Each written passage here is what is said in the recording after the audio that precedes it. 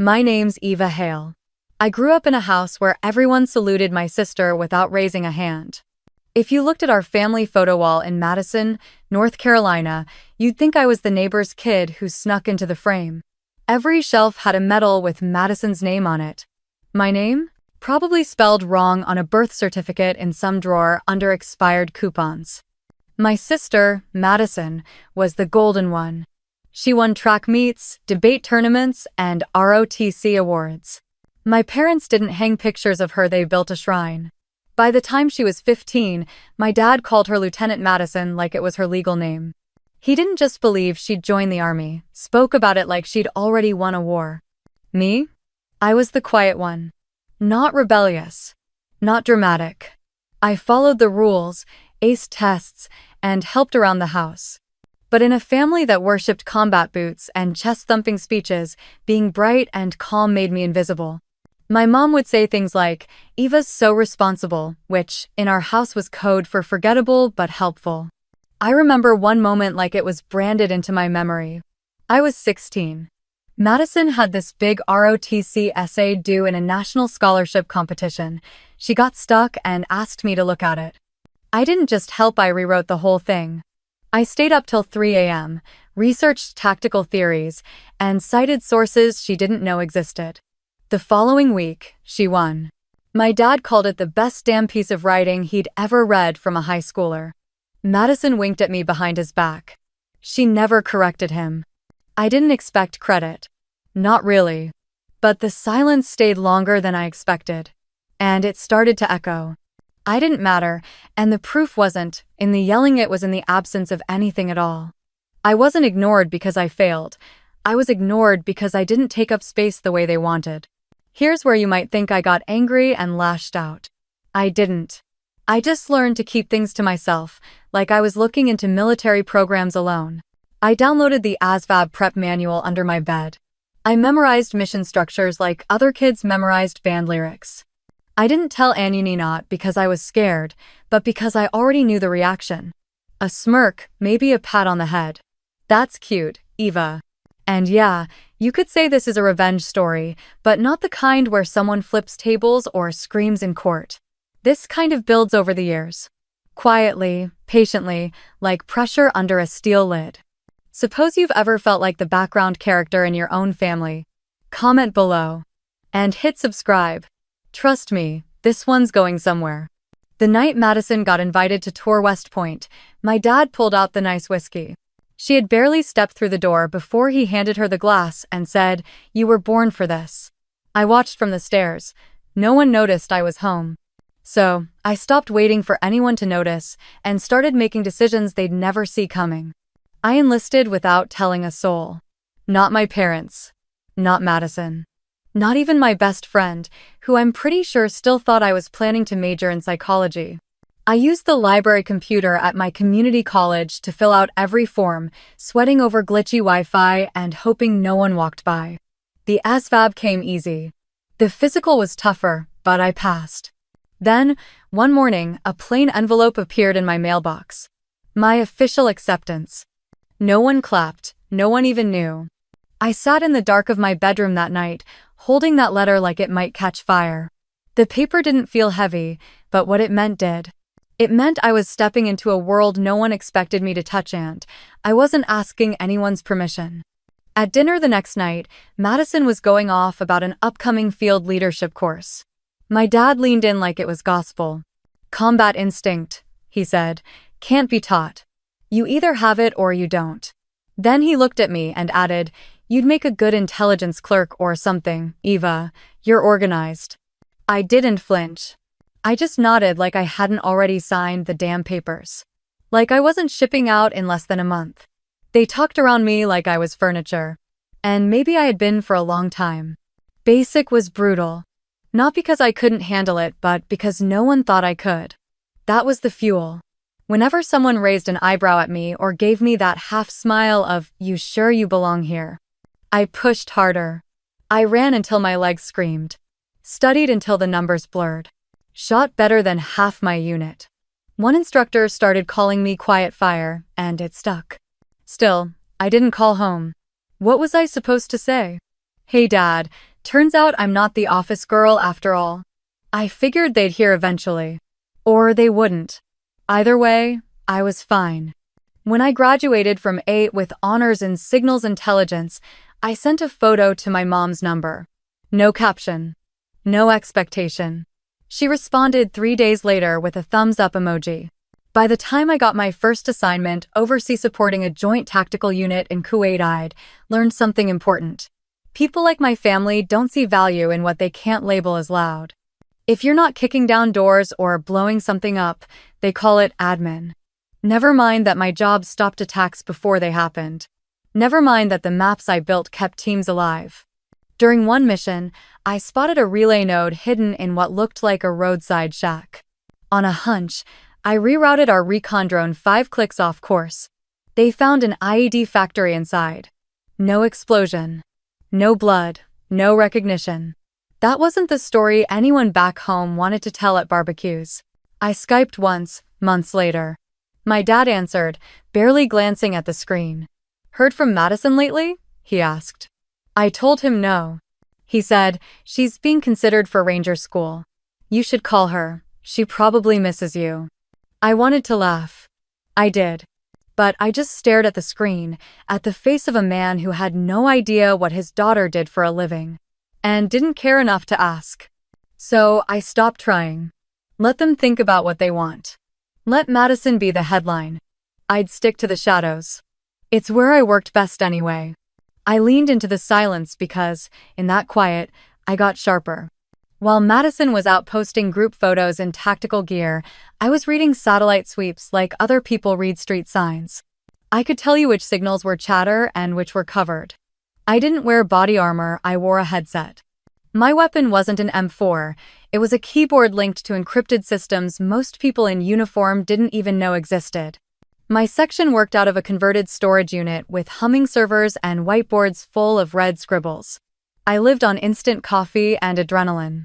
We weren't the ones getting medals in front of generals, but without us, those guys wouldn't have a clear route in or out.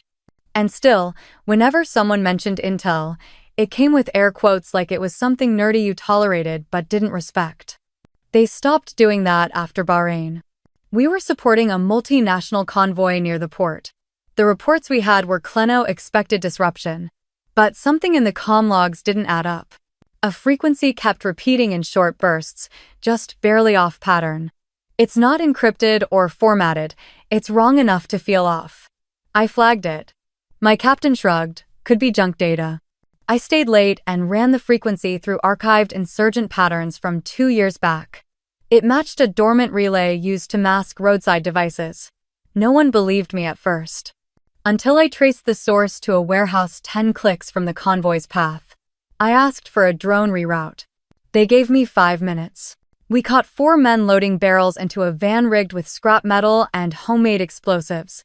The warehouse blew up 30 minutes after our strike team cleared it. The convoy passed through untouched. The story made internal reports. My name didn't. I didn't care. Not really.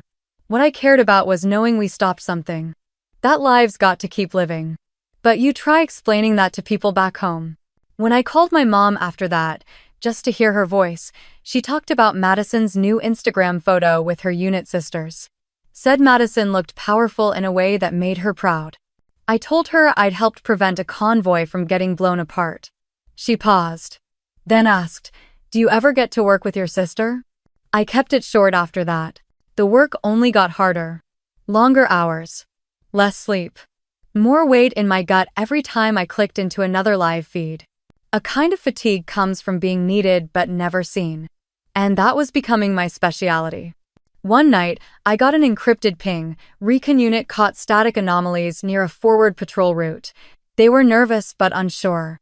I studied the file, flagged 3 relayed patterns, and cross-referenced them against known detonation methods. They were walking into a trap. I sent an immediate stop order and rerouted them around the threat radius. If I'd hesitated 5 minutes, they'd be dead. I didn't get a medal.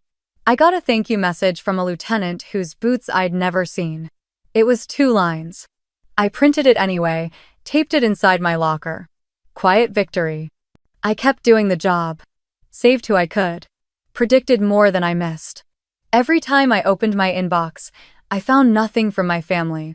The only message I ever got from Madison was a forwarded email chain from my dad with her photo standing in front of a black hawk. She added one line, "Thought this one might impress you." It didn't. But something in me shifted. I wasn't just doing my job anymore. I was doing it because I knew what it felt like to be the one no one counted on, and I refused to let anyone under my watch be forgotten. Then, one morning, a new deployment order hit my inbox with a familiar last name attached. Madison Hale. Assigned to the same operational zone in northern Pakistan. I read it twice, thought it might be a glitch. But no, she was listed as the lead field officer, and I was the senior intel advisor assigned to support her unit. I laughed. Not out loud, just that tight laugh that sits in your chest and doesn't move. Of all the people on Earth they could have paired me with, they picked the one who still thought I was playing soldier. When I landed at the forward operations post, I immediately spotted her in the tent. Same straight posture, same perfect bun, same smug energy. She turned, did a quick double take, and raised an eyebrow. "Well, look who finally made it out of the server room." I didn't take the bait. "Let's just make sure your team doesn't walk into a trap." She smirked like it was a joke. "Relax. We've got boots on the ground. You just keep the data clean." Madison had always been like that, charismatic, direct, cocky. She was the kind of officer soldiers liked because she had a big voice and moved as if she'd already won. But leadership isn't about swagger. It's about listening before you act, and that had never been her strong suit. Our mission zone was a stretch of rural terrain along the Afghan border. The assignment: monitor for transport of illegal weapons and biochemical labs suspected to be buried within a series of farming compounds. Recon had picked up partial heat signatures, but satellite coverage was limited, and locals weren't talking. I spent days scanning frequencies and triangulating signals from broken cell towers and drones. Eventually, I caught a pattern brief ping sent at irregular intervals, masked under irrigation tech frequencies. I pulled the data, ran the analysis, and confirmed the source. A remote storage facility in a low valley. No civilian chatter nearby. Isolated. Strategic. Too clean. I called a meeting with the ops team. "We wait for the next recon pass," I said, pointing to the projection map. "Once it confirms heat signatures, we mark the perimeter and pull back. No contact, no engagement." Everyone nodded except Madison. She leaned back in her chair, boots crossed, spinning a pen between her fingers. "There's a convoy moving through that valley tonight," she said. "Intel says it's loaded." I pushed the report forward. "That's unverified. We've got blind spots. If you go in early, you're walking into the unknown." She shrugged. "Sometimes unknown is where the answers are. Sometimes unknown gets people killed." Madison didn't flinch. "We strike tonight at 2,350. I'll take full responsibility." She said it like a badge of courage. Like daring the worst somehow made her more right. And no one questioned her, not because they believed her, but because her tone left no room. Later that evening, I got a knock on my tent. The CO handed me a printed mission change form with my name neatly typed at the bottom. "Orders came from up top," he said, not meeting my eyes. "You're still lead on recon, but the time's moved up. Field Command insists the window's now." I asked if there'd been updated satellite data. There hadn't. I asked who pushed the change. He hesitated. "Captain Hale." "But it's been cleared." He meant Madison. I signed it. The chain of command said I had to, not because I agreed. In the Army, you don't get to stall a mission because of gut feeling 7 if yours have been right more times than hers. At 2,350, I led 2 recon teams across 5 kilometers of rocky trail, navigating under near-zero visibility. The moon was buried in cloud cover. My headset buzzed with static. I could barely make out our footsteps, let alone movement ahead. Then I heard it. A click. A breath. A mechanical twitch. My stomach dropped. And then the valley lit up like a furnace. I hit the ground so fast that I didn't realize I was screaming until the dust filled my mouth. The explosion ripped through the night like the earth cracked open. My headset cut out. Just static and shouting. Somewhere up ahead, someone was screaming ragged, sharp. I scrambled behind a jagged rock formation and tried to understand what happened. The valley was supposed to be quiet. My map didn't account for buried tripwire or secondary charges. But whoever was in there knew we were coming. Alpha 2, status. I shouted into the comm but got nothing. I switched frequencies and switched again. Nothing but silence and that high ringing in my ears. Then, a second blast hit. Smaller, but closer. I felt the heat brush my left shoulder. That one was directional. Controlled. They were corralling us, whoever they were. Movement caught my eye. Logan, stumbling out of the smoke with blood down his face. He was yelling something I couldn't hear. I bolted toward him. A body dropped between us. Sergeant Hale. Still. His vest was shredded. I didn't check for a pulse. I knew. Logan collapsed next to me, gasping, gripping his thigh. Blood soaked through the fabric fast. I ripped open my medkit with shaking hands, packed the wound, and tied a tourniquet. He was trying to say something, pointing, panicked. There on the ridge north side, I finally caught. I radioed for air evac, called out coordinates, marked smoke, and everything by protocol. But the birds were slow, and the valley wasn't clear. The enemy fire started pinging the rocks around us. Somewhere, someone returned fire, chaos. I dragged Logan back across uneven ground, half carrying, half sliding. Every step felt like moving through the concrete. I slipped twice. Once, I landed hard on my elbow. Didn't matter. I wasn't leaving him. 3 soldiers went in. 3 didn't make it out. 6 came back broken, limping, burned, deafened. I couldn't stop counting their names. Couldn't stop seeing the look on Hill's face. Not fear. Just blank. Like he never had a chance to react. Back at the outpost, I collapsed near the helipad, knees hitting gravel so hard I didn't notice until later they were bleeding. The wind from the evacuation rotor burned my skin. My uniform was soaked with blood, some mine, most not. The whole night played on repeat in my head, but slower. Every mistake. Every time, I didn't push harder. I didn't see Madison until hours later. She was standing near the mission board, arms crossed, jaw locked. She didn't look at me. Didn't ask how many were down. Just nodded when the CO debriefed us and said, "Sometimes these things happen." I nearly threw a chair. Instead, I walked out. The next day, I was called into the CO's tent again. Different tone this time, tight, formal. He slid a file across the table. Mission report, timeline, decision logs, deployment orders. It had my name all over it. "Did you approve the time change?" he asked. I signed the change form under orders. R. From who? Captain Madison Hale. He didn't respond. Just underlined a line on the document. The time of deployment is officially logged under my authority. There was no mention of Madison's override. No comm log, no trace. Chain of command. I said quietly. He nodded, but his eyes didn't agree. The inquiry wasn't a courtroom, but it might as well have been. A folding table. 3 officers. A recorder. No warmth. No questions that allowed context. Only checkboxes. Who authorized the early deployment? I was advised it had been cleared. By who? I paused. Saying her name out loud at that moment felt like a betrayal, but the bigger betrayal was silence. Captain Madison Hale. A heavy pause. One officer wrote something but didn't look it up. No further comment. Madison didn't show. She submitted a statement. 2 paragraphs, vague, clinical. Something about intel shift and shared responsibility. She didn't mention the meeting or the override. Didn't mention me.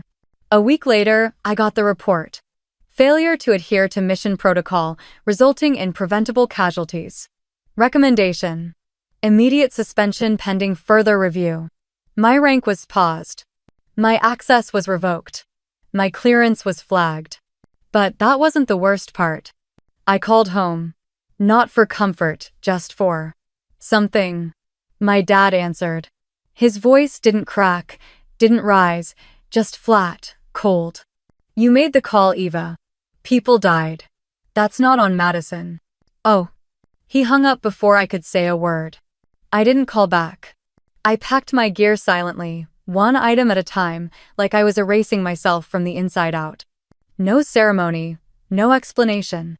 No one even made eye contact when I walked off that base. I handed over my badge, my comms, and my clearance card. Just like that, I was no longer Captain Eva Hale. Just a suspended name on a form flagged for internal review. They flew me to a holding facility in Wiesbaden for 3 days. Technically, it was just temporary quarters. Practically, it was a waiting room for people whose careers had been quietly put to sleep. I didn't unpack. I just stared at the ceiling and tried to remember when the floor had started falling out from under me. No one spoke to me unless they had to. When they did, it was clipped, procedural. Cold hands handing over cold reports. A colonel I'd never met asked me if I'd like to submit a statement of accountability. I said I already had at the field hearing. He blinked like he didn't remember. I asked if my appeal had been received. He said, "It's in the system."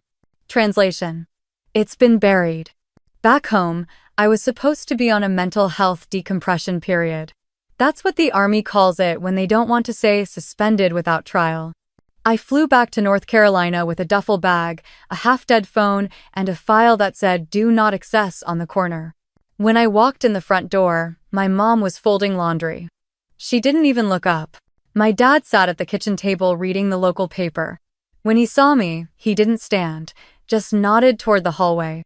"You're in the guest room." Not, "Welcome home." Not, "We're glad you're okay." Just a logistical update. Like I was a guest in my own family. The next morning, I found the newspaper on the counter. Front page of the local section. Hale's other daughter faces military suspension after deadly intel failure. It didn't say my name, just the other daughter. A picture of Madison shaking hands with a general under the headline about her continuing excellence in field operations. I stood there with the paper in my hands, unable to breathe. My dad walked behind me, poured his coffee, and said nothing. Then finally, "You know, this could have gone differently. You had a responsibility." I turned slowly. I followed her orders. "She's not the one under review," he said, like it was that simple. I left the house 2 hours later and didn't go back. Rented a car. Drove north until the road stopped talking. Ended up in a small town in Montana. No one knew my name there. I found a month-to-month cabin on a back road near the woods. The guy who rented it to me said, "You military?" I said, "Not anymore." He didn't ask anything else. I got a job under the table at a bar that served elk burgers and didn't check resumes. Spent my days chopping wood I didn't need to burn. Spent my nights trying not to hear explosions that weren't happening. The dreams didn't come every night, but I woke up choking when they did. Sometimes I heard Hill's voice. Sometimes it was Logan screaming. Sometimes Madison called me overreactive, like she always did growing up. I stopped answering calls. Changed my number. Blocked every contact with the last name Hale. Even my mom. I told myself I wasn't bitter that I was healing. That was a lie. I was hiding. Because if I came up for air, I'd have to admit that everything I built just to be seen, and it hadn't been enough. A month into my exile, I drove down to town for groceries. There was a small newspaper stand outside the gas station. On the bottom corner of the rack was a military news brief. Buried, page 12. Command review closed on FWD 9, incident no new action. That was it. Just one line. No updates. No mention of Madison. No one cleared. No one blamed. Just closed. I stood there for 5 minutes, reading that sentence repeatedly. It was like if I stared hard enough, it would change. I bought the paper, walked out, sat in my truck, and thought about driving back to base so I could stand outside the fence and yell. But what would that change? They'd already moved on. They'd already decided who to protect. And I was no longer on the list. So I buried the paper under a firewood pile and tried to disappear with it. The first few weeks off-grid in Montana felt like slipping underwater. No phone, no ranks, no mirrors. I didn't shave, didn't check the date. The clock on the microwave blinked the wrong hour for 6 days before I finally unplugged it. The silence should have been peace, but it wasn't. It was just blank. And blank is dangerous. I woke up every night around 3:12 a.m. the same minute every time. Sometimes sweating, sometimes still as stone. Sometimes the dream was quiet, just the clicking sound before the blast. Sometimes it was louder Hale shouting, the rotor wash of the medevac, Madison's voice in my headset saying, "You're overthinking again, Eva." I tried to run it off. 5 miles through frozen dirt trails every morning. Wind biting my face until it went numb. Then I'd drink black coffee in silence, work a shift at the gas station where no one asked about my past, and head home to chop firewood I didn't burn. It wasn't a life, it was a placeholder. One night, I sat in the truck long after closing, staring at the dashboard like it might answer something. The cold from outside had seeped into the seat. I didn't notice until my hands started to shake. Not from temperature. From something deeper. That was when I saw him, limping across the lot in a VA hoodie and a brace that looked too new for his age. He pushed open the shop door, looking around like he was checking for ghosts. Then his eyes landed on me. "Hale?" he said, cautious. I didn't answer. He stepped closer. "Specialist Logan. Second Squad, you pulled me out that night." I blinked. "I thought you." He nodded. "Yeah, most people did. Docs took the knee. I kept the rest." He smiled. "But I'm still vertical. Thanks to you." Oh. I didn't know what to say. I hadn't spoken to anyone from the unit since the suspension. He sat on the plastic bench near the lotto machine. "I've been looking for you." Quietly. "Just wanted to say you saved more than you lost, and that's not something they'll ever print." I stared at him. He added, "Whatever they told you, it wasn't the whole thing." He didn't stay long. Said he was heading west. Left behind a folded note with a scribbled number and 3 words. "You're not crazy." That night, I pulled out my old laptop. Dusty. Battery half dead. I plugged it in and let it warm up like an old engine. Then I opened my Secure Access app and was surprised it still works. Most of my credentials had been wiped, but one old backdoor remained from my Quantico rotation. Intel officers always have backups. I guess someone forgot to close mine. I logged in. The database loaded slowly. I didn't know what I was looking for exactly. Just something that proved I hadn't imagined it all. The original mission changed form. The comm logs.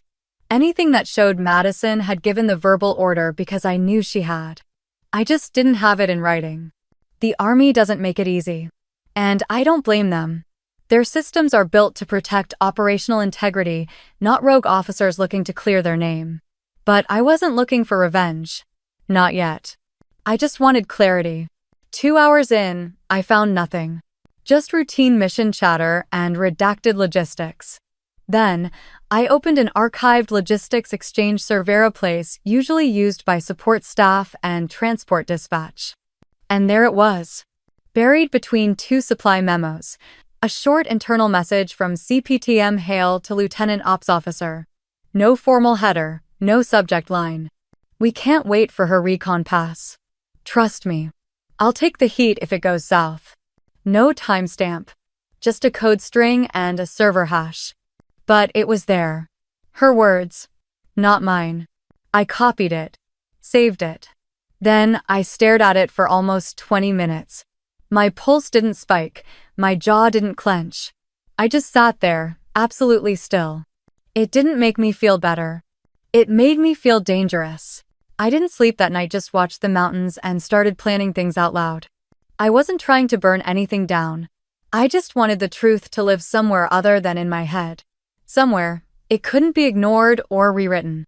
So I made coffee at 3:40 a.m., cleared a spot on the floor, and laid everything out: printouts, timestamps, names, chat logs, anomalies. I'd built hundreds of intel files before. This one felt more surgical. I started with the mission change. Madison's words. "We can't wait for her recon pass." That one sentence unraveled every excuse that followed. Then I tracked surrounding activity comms, logs, time delays, the blank spots in chain of command signatures. It wasn't just negligence, it was willful. And nobody had checked because nobody wanted to. I organized everything into a timeline: what was briefed, overridden, and not authorized. I highlighted discrepancies in red, the kind you don't see unless you know where to look. And I knew. I needed a second set of eyes. Someone outside the system, but not blind to it. I called Logan. He picked up after 3 rings, groggy. Hale? I hadn't heard his voice since the medevac. I found it, I said. He didn't ask what. He just said, "You want me to come up? Bring gloves. It's cold here." He showed up the next night, limping slightly but walking. He looked older, scar above his brow, heavier frame, but his eyes were sharp. He sat on the cabin floor like it was a war room and went through the file with me, page by page. He paused at the chat log. "This is enough," he said. "No," I replied. "It's the start." He stayed 3 nights. We worked in silence mostly, just breaking to eat or swear when something didn't align. He brought an old contact from Jag who owed him a favor. I sent the first packet to her via encrypted drop, unsigned, just labeled, for record correction consideration of it. Nightfall echo. 3 days later, we got a message back. Request acknowledged. Under internal review. Do not share publicly. Standard language, but not a shutdown. That was something.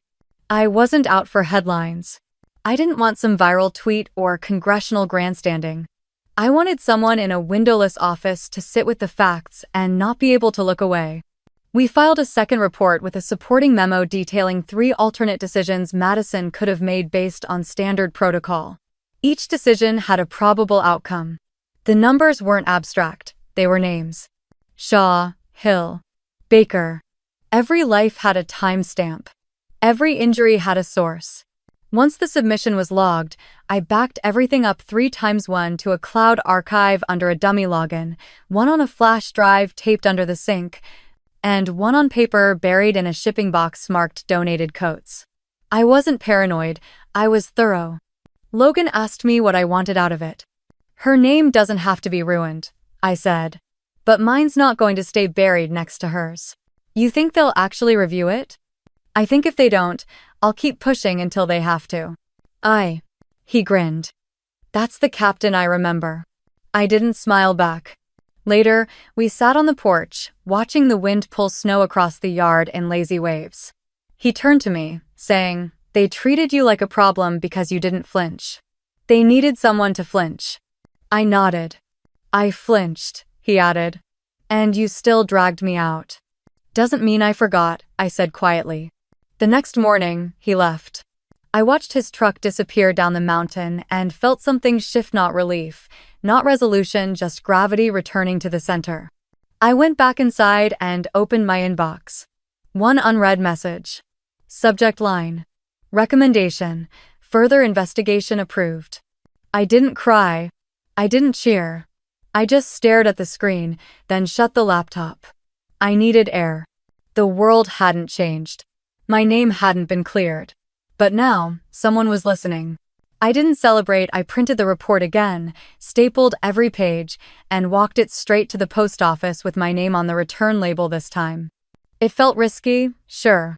But hiding behind burner emails and encrypted links hadn't protected me the first time. So this time, I wanted them to know who sent it. No more whispers. No more anonymous sources. My name was Eva Hale. A lie had torn apart my clearance, and I wasn't hiding. The package went to the Office of Military Ethics in D.C.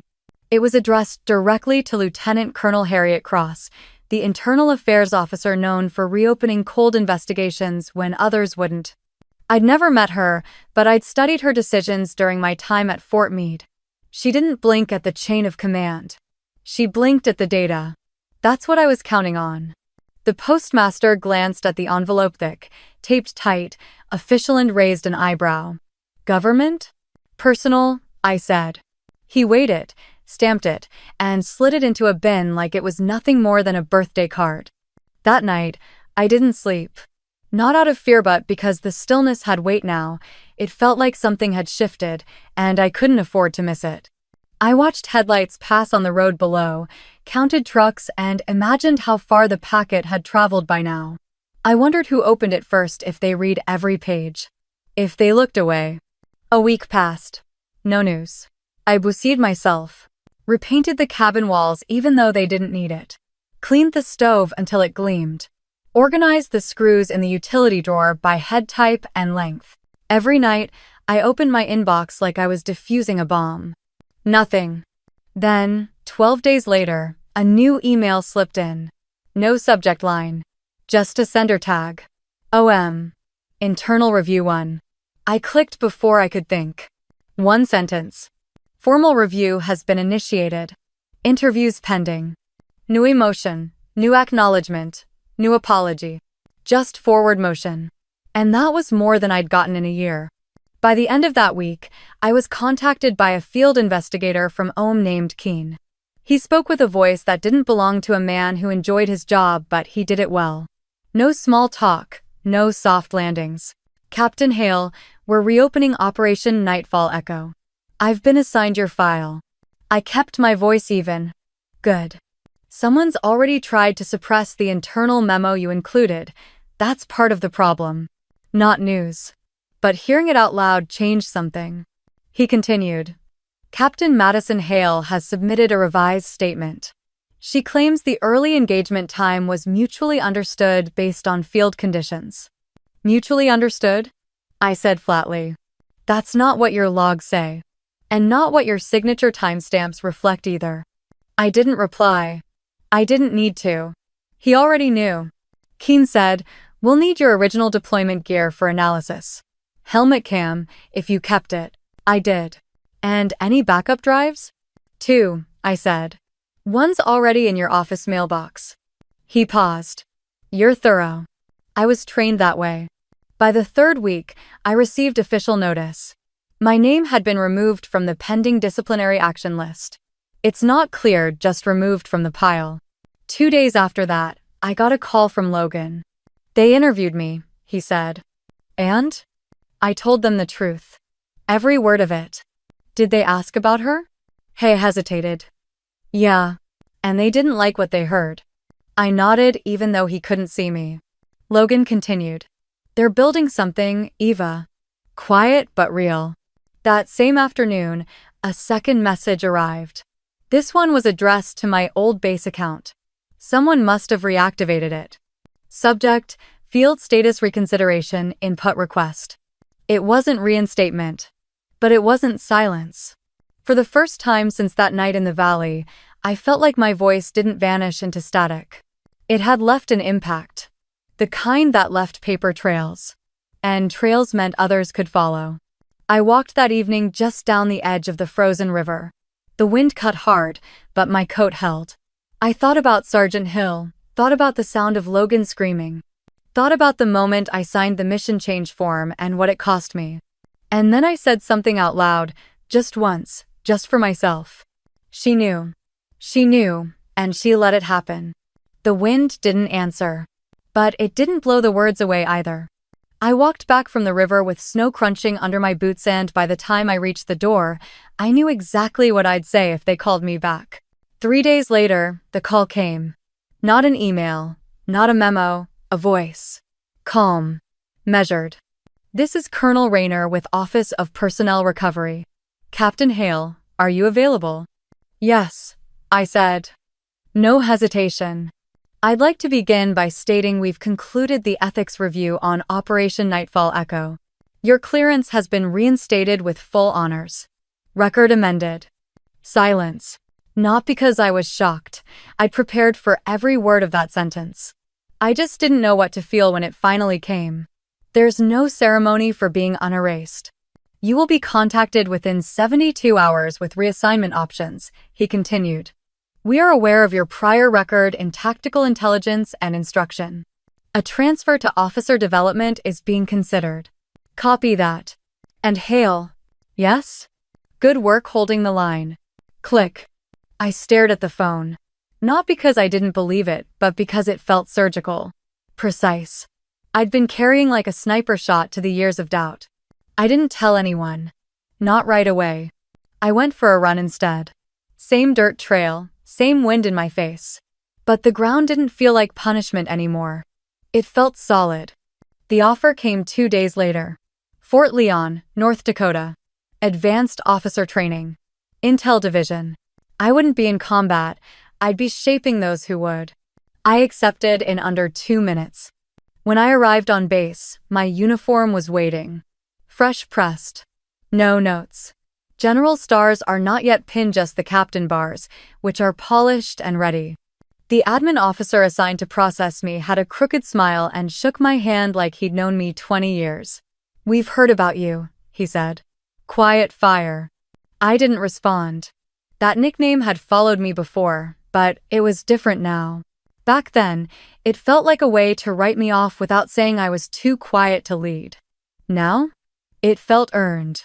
My quarters were simple. Standard bunk. Footlocker. Blank white walls that begged for purpose. I hung a single photo, black and white, of my first unit in Kuwait. No medals. Just faces. Day 1 of instruction came fast. 20 cadets. All younger, mostly green. 2 women. One had a prosthetic hand. She met my eyes and didn't blink. I ran drills like I was prepping them for combat tomorrow. No fluff. No speeches. Just muscle, maps, data, instinct. And they listened. Not because I barked. Because I didn't have to. Word spreads fast. Captain Hale doesn't tolerate guessing and doesn't tolerate silence. You'll never pass the first week if you don't speak when something feels wrong. One evening after training, I was wiping down a whiteboard when a cadet approached. Mid-20s. Strong jaw. Unsteady posture. "Ma'am," she said, eyes sharp. "I almost dropped out last month. Thought I didn't belong here.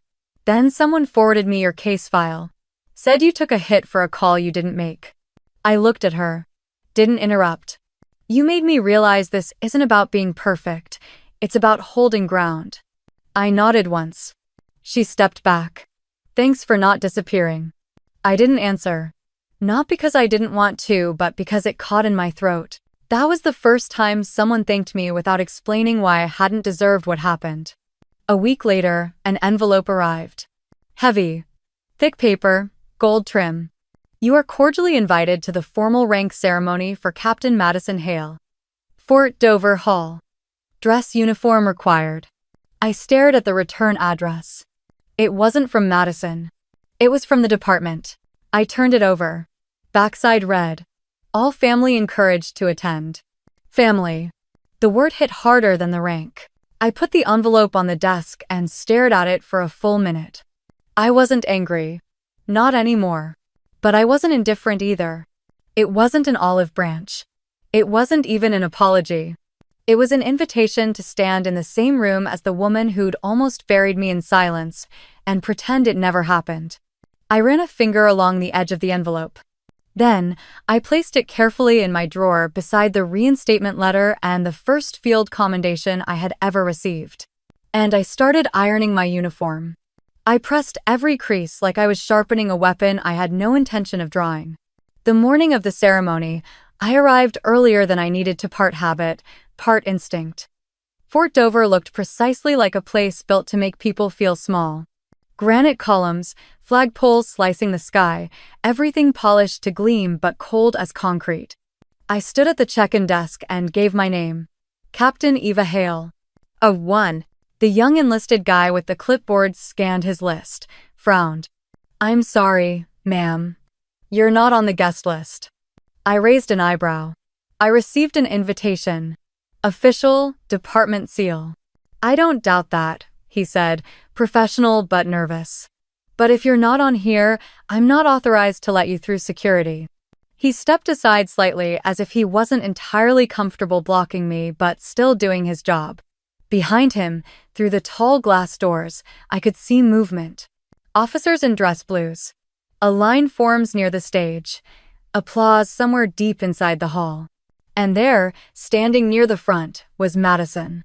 Hair pinned up. Uniform sharp. Rank polished. My parents were beside her. Dad with a full chest of ribbons he hadn't earned in 20 years. Mom clutches her purse like it is part of the show. No one was scanning for me. No one noticed the space. I stood there, letting its weight settle. They hadn't just forgotten me. They'd erased me. I nodded once to the officer at the door. Thanks. He looked uneasy. I could double-check with. No need. I turned on my heel and walked out. No scene, no flinching. My boots echoed against the polished floor, loud and confident. Outside, the wind had picked up. Flags snapped on their poles like warning shots. I crossed the lot to my car but didn't get in. Just stood there with my back to the ceremony, hands in my pockets. And then I heard the heavy door open behind me. Footsteps. Not rushed. Not hesitant. Just precise.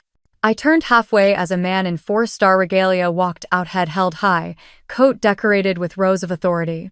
2 aides, both younger, flanked him and kept pace like this, which wasn't unusual. He spotted me instantly. Changed direction. Captain Hale, he said, voice calm and direct. I saluted out of instinct. He returned it sharp. I expected you inside, he said. They said I wasn't on the list. And a greeting. His jaw tightened, but he didn't look surprised. I read your file, he added. The full one. I held his gaze. Then you know I'm not here to make noise. He nodded once. Good, because it's not noise when it's earned. He stepped aside and motioned toward the doors. Come with me. I'm not here for her. You're not, he said. But they are. I walked back with him, every step quiet but grounded. When we entered, the room turned. Some stood taller, some went still. And some, like Madison, froze entirely. She was mid-conversation with a colonel, hand gesturing toward the stage. Then she saw me. Her mouth stopped moving, but her eyes didn't look away. Not yet. The general stepped forward to the podium and tapped the mic once. The room softened to a hush. There's been a correction to the program, he said, voice steady. Before we proceed, I'd like to acknowledge someone whose leadership is the reason many in this room are even standing today. He paused, then looked at me. Captain Eva Hale. Silence hit like pressure. Then applause. Light at first, scattered, but it grew. Not a roar, but real. Real enough that Madison's head turned slightly toward her shoes. I didn't step on stage, didn't wave. I just stood straight, hands at my sides, eyes locked forward. They hadn't written my name down, but they remembered it now. As the ceremony continued, I moved to the back of the room. No seat, just a wall at my spine. I watched Madison take the stage and accept her promotion. She didn't stumble, she didn't cry. She looked like every picture-perfect photo from our childhood, mantle calculated, contained, applauded. When it was over, people filtered out like clockwork. Laughter, champagne, polished shoes, and tight smiles. I stayed where I was. Let them pass. Let them whisper. Until only a few of us remained. Madison approached me slowly, uniform, perfect, expression unreadable. She stopped about 3 feet away. You came. They sent me an invitation, I said. But not from me, she added. He tilted my head. I noticed. She glanced down and adjusted her cuff. I didn't think you'd show. I didn't answer. Madison looked up again. What happened? It wasn't supposed to go like that. I studied her face. Number, it wasn't. I thought I could fix it before it spiraled. I was trying to protect. Yourself, I cut in, calm. You were trying to protect yourself. That. She didn't deny it. She just stood there. I'm not here for an apology, I said. And I'm definitely not here for a reunion. She nodded once. You erased me, I added. And you thought the silence would stay on your side. I was wrong. You were. A beat passed. Madison said, so what now? I turned toward the door. Now? I go home. And I walked out, leaving behind the sound of nothing worth staying for.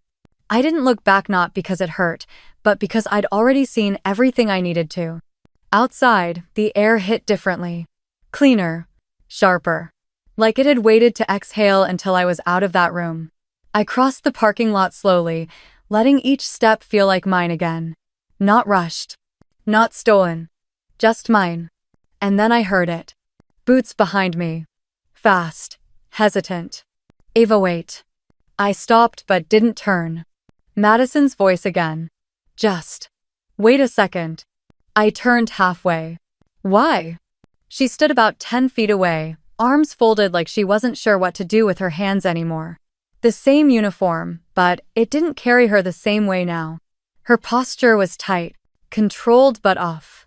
Like she'd rehearsed strength so long she'd forgotten how to be anything else. You came to humiliate me, she said, not as a question. No, I replied, flat. You did that yourself. I just showed up. You know what I meant. I turned to face her fully now. Then asked the real question. Madison stared at me for a long beat. The wind kicked at her hair, but she didn't move. Do you hate me? He didn't blink. No. She looked almost disappointed. Then what do you feel? I stepped forward once, not closing the gap just enough to land the truth where it belonged. I feel like I spent my entire life standing quietly behind you while you soaked up applause for things I did too. Sometimes better. I feel like when the one time I needed you to speak up, you went quiet to save your career. And I feel like if I'd been the one who walked into that blast and died, you would have worn the grief like a badge. But you wouldn't have told the truth. Madison flinched but didn't interrupt. I kept going. You were raised to win. I was raised to behave. You called that balance. I call it convenient. She looked down, then back up. I didn't know how to believe you. That stopped me. I didn't expect honesty. Because believing me would have meant admitting you weren't the only one who mattered, I said. She nodded slowly as if even that took effort. You're right. The words were so soft I almost missed them. But I wanted to matter too, she added. That was never the problem, I said. The problem was you thought only one of us could. Silence stretched between us like a wire. Madison took a breath like she wanted to say something else, some final line to redeem it all. I beat her to it. You don't owe me an apology. You owe yourself the truth. Say it out loud, just once, and maybe you'll stop running from it. She looked at me then. Looked. Like she saw something she hadn't let herself see before. I walked away. Again. And this time, she didn't follow. Across the street was a bench facing the open field beyond the base. I sat. Let the cold settle around my shoulders. A few officers passed by, and some glanced at me. One or two gave that quick nod reserved for someone they knew they'd seen somewhere but couldn't quite place. Then I heard a voice from behind. Captain Hale? I turned. A young cadet couldn't have been more than 23 stood there in full uniform, backpack slung off one shoulder. I just wanted to say thank you, she said. I read about you. The inquiry, the suspension, the reinstatement. All of it. I tilted my head slightly. That's not usually the kind of story they post on recruitment posters. She smiled nervously. It's the reason I didn't quit. That caught me off guard. I thought if someone could survive that and still put the uniform back on, then maybe I could survive OCS. I didn't have words for a moment. Just nodded. Anyway, she added, I hope you know what you did mattered. She turned and walked off before I could say anything. I watched her disappear around the corner of the building, boots hitting the pavement like she belonged there. And I felt something shift in my chestnut pride. Not relief, just stillness. The kind I hadn't felt in years. I didn't need Madison's approval. Or my father's. Or a seat at their table. I'd built my own. And somehow, even with everything they took from me, I still had enough left to pull someone else out of the fire. No medal ever meant that much. I sat there longer, letting the quiet settle not like absence, but like clarity finally taking up space. At some point, I stood. Not because I had to. Just because I wanted to leave under my terms.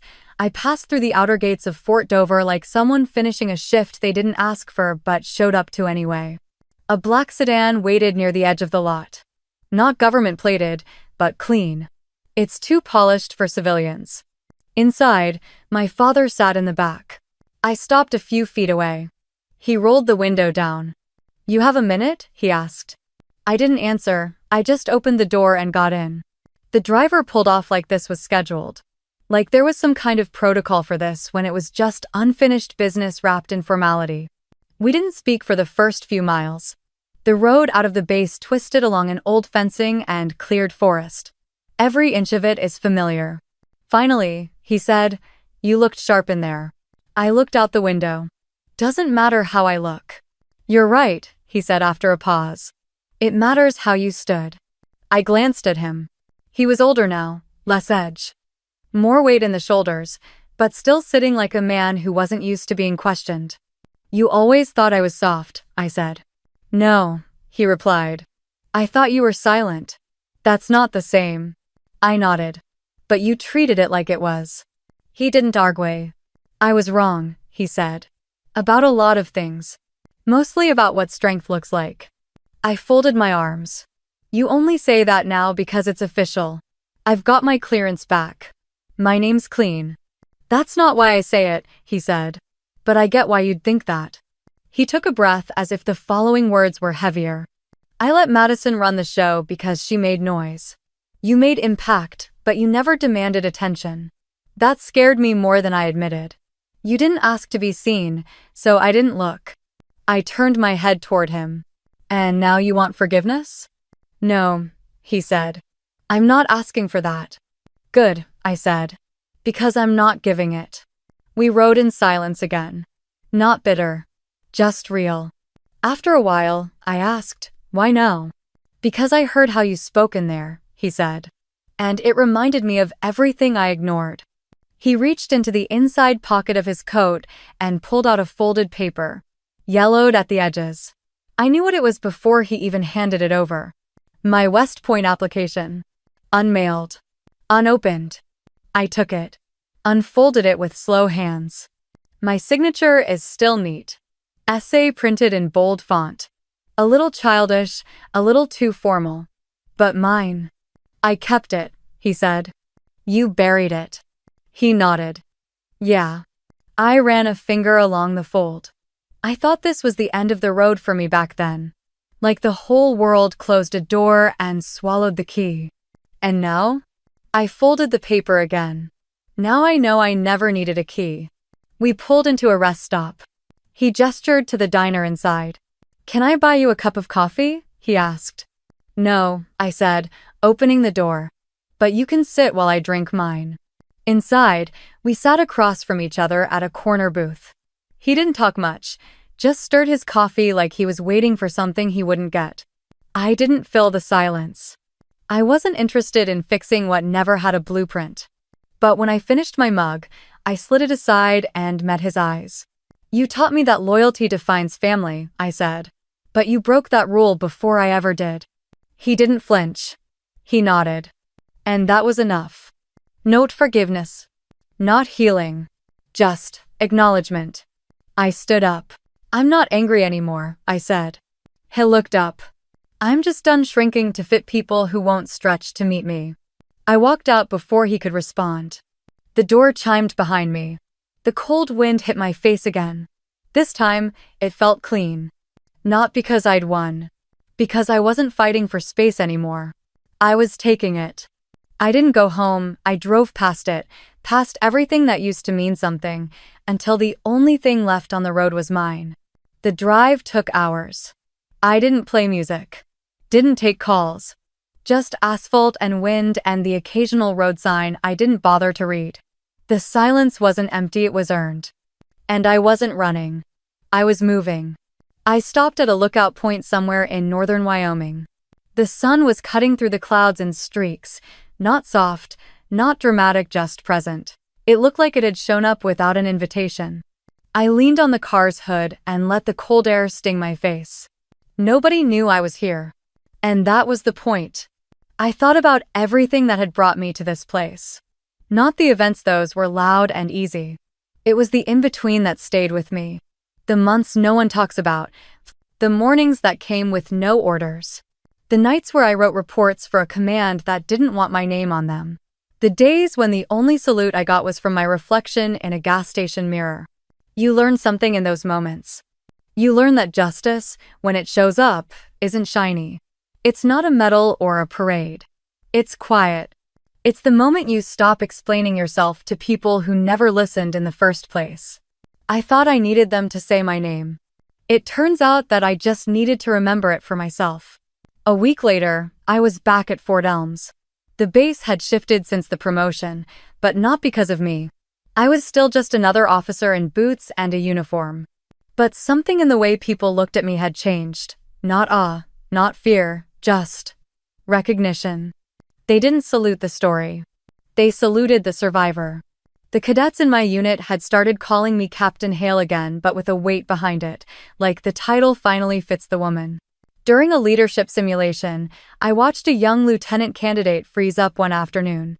The scenario was built to fail bad intel, missing comms, high pressure. She lost her nerve and stared at the table as it betrayed her. The other cadets looked at me, waiting for the reprimand. Instead, I walked over, pulled a chair, and sat across from her. I didn't say anything at first. Then I asked, "What do you think I'm going to do right now?" She swallowed hard. "Tell me I blew it." "You did," I said plainly. "But so did I. More times than I care to count. Once, it almost killed 3 men. One didn't make it." She blinked, not expecting that. "The difference?" I added. "I learned how to read the table instead of just trying to win at it." She nodded. "What do you mean, read the table?" "Some rooms are built to remind you you're smaller," I said. "That doesn't mean they're right, it just means someone else paid for the furniture. Build your own table and make damn sure you know who's allowed to sit at it." Later that day, she taped a quote to her locker. "Build your own table." I didn't say a word about it. But when I saw it, I smiled. Word got around. Young soldiers started showing up at my office not to complain or vent, just to ask how to lead when nobody's watching or hold ground when your name's not in lights. How do you stay when the system tries to spit you out? I never gave them easy answers. But I gave them honest ones. And for the first time, it felt like that was enough. One night, after drills, I sat in the mess hall alone. Tray cleared. Lights half dimmed. A colonel from another unit walked in, gave me a slight nod, and sat down a few tables. We didn't speak. Didn't need to. I watched a young officer walk past him, pause, reevaluate, and shake his hand. She introduced herself nervous but steady. He smiled, stood, and offered her a seat. That's when I realized. I used to think justice looked like someone paying for what they did. Now I know justice is when the next woman doesn't have to fight the same war twice. Before I left for the night, I wrote one sentence on the whiteboard in my office. You don't need a nameplate to take up space. Just don't apologize for being in the room. I didn't sign it. Didn't have to. My boots had walked through fire, but they were still under me. My name had been erased, but it was louder now than ever. I had nothing left to prove and everything left to build. No one gets to write your story for you. And if they forget your name, make them remember the table you built. And remind them they don't get a seat unless they've earned it. I don't walk into rooms waiting to be seen anymore.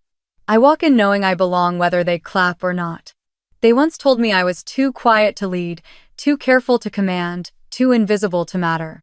But here's the truth no one teaches you.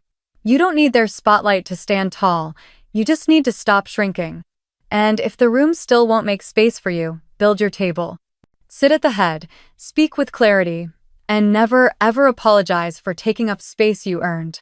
If stories like this hit close to home where family drama cuts deeper than any battlefield, and quiet revenge speaks louder than applause, go ahead and subscribe. We tell real, raw revenge stories that don't ask for pity, just the truth. Stick around. You might just find your voice in someone else's silence.